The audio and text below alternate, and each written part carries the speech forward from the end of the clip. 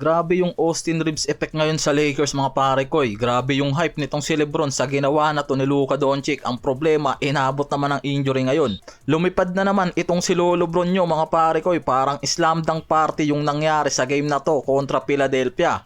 Ito yung nangyaring laban sa Lakers kontra Sixers. Unstoppable itong si Reeves sa second game niya after bumalik sa calf strain injury. First half pa lang ng game, siya na yung naging productive offensively na sumasabay sa aggression ng Philly. Kaya kahit mataas ang opensa ng Philadelphia mula kila Quentin Grimes, BJ Edgecombe, Embiid, Tyrese Maxey, nakakakuha pa rin ng magandang scoring dyan ang Lakers dahil sa early impact nitong si Reeves. First half pa lang meron na yung 11 of 13 sa field. Siya yung naging go-to scorer habang si Luka at LeBron struggle lang inabot sa early game nila. Dahil si Luka sa overall game meron lang yan 10 points, 3 of 10 sa field, 0 of 4 sa 3 at may 5 turnover pa, kaya talagang inabot ng alat itong si Luka. At dahil din sa early exit niya sa game dahil nga sa injury, samantalang si LBJ merong 17 points, 7 of 7 sa field, si Ayton may 10 points, 4 rebounds, 10 assists at 4 of 5 sa field, si Hachimura at Laravia may combined 38 points sa game na yan. Mas aggressive sa field goal sa early game ang Philadelphia, nakakuha sila ng magandang shot opportunities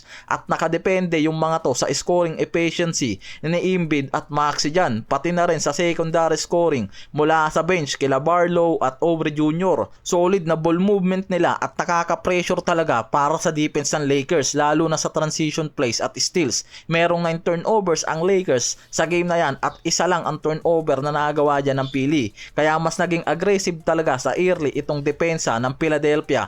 Tapos ang Lakers nakabawi na lang mula sa halftime deficit dyan. Sa third to fourth quarter, bumawi ang Lakers sa offense at defense at nakakuha sila ng advantage lalo na sa scoring run. Isang malaking factor din dyan yung malakas na bench scoring ng Lakers. Mas mataas ang points ng Lakers reserves kaysa sa ibang role player ng 76ers dahil 4 na players lang rin sa pili ang may double digit points mula kay Embiid, Maxey at Edgecombe kasama si Dominic Barlow. Kaya pagdating sa late game na ubusan ng gasolina yung mga star player nila dyan.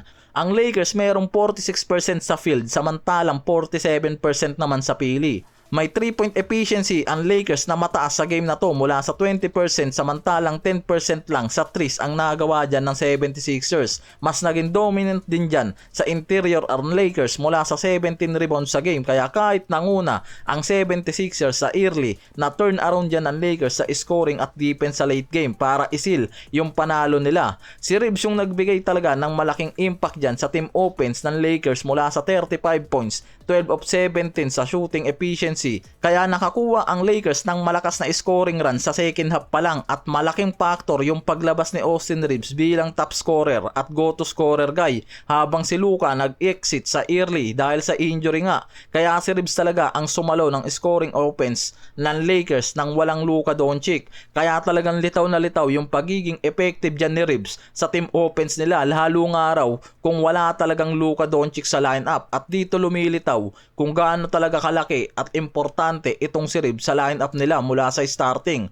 At yung scoring offense talaga nito na sobrang mahalaga sa Lakers, lalo na kapag si Luka o LeBron yung mawawala sa lineup. Katulad ngayon na si Luka nasa injury pero wala pa namang report kung ano talaga at magiging available ba yan sa susunod nilang game. Ang Warriors ang susunod na makakatapat nitong Lakers, kaya isa yan sa dapat nga raw pagandaan, and wala pang report kung makakapaglaro nga itong si Luka.